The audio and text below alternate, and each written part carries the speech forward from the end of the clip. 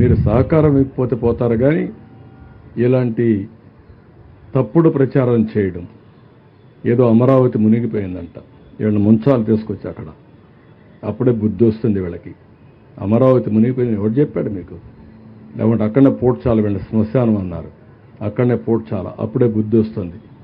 మనుషులకు బుద్ధి జ్ఞానం ఉండాలి, ప్రజాహితం కోసం పనిచేయాలి.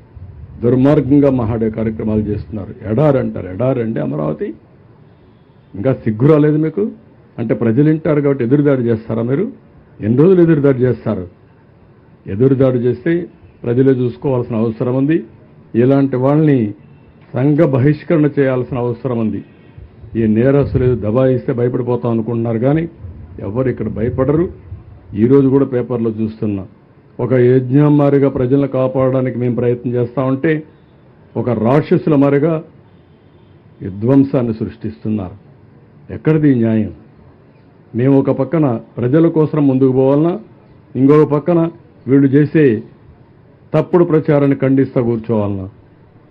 ఈరోజు మళ్ళీ వర్షం పడిందంటే మేము భయపడుతున్నాం. మళ్ళా బుడమేర పొంగితే నీళ్లు వస్తే ప్యానిక్ రియాక్షన్ వస్తుందని మేము భయపడుతున్నాం. వీళ్ళకి బాధ్యత లేదండి? వీడు సమాజ హితం కోసం ఉండే పార్టీ అంటే ఇది?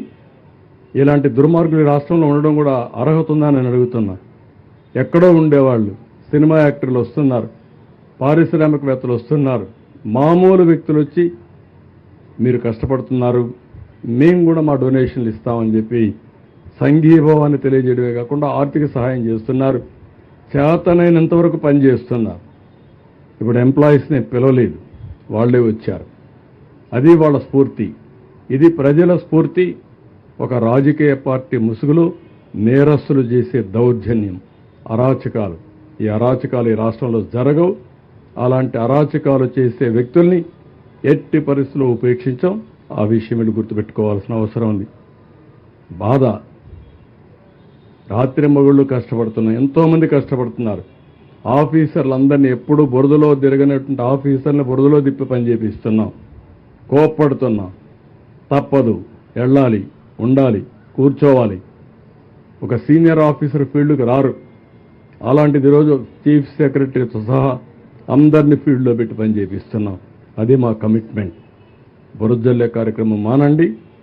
సిగ్గుంటే చేసిన తప్పుకు క్షమాపణ చెప్పుకోండి. కనీసం మీకు కాన్షియస్నెస్ ఉంటే ఆ కాన్షియస్నెస్ ప్రకారం మనసులోనే మీరు క్షమాపణ కోరండి, ప్రజాహితం కోరితే. అంతేగాని ఇష్ట ప్రకారం మాట్లాడితే మంచిది కాదు. నేను ఎప్పుడు రాజకీయాలు చేయను.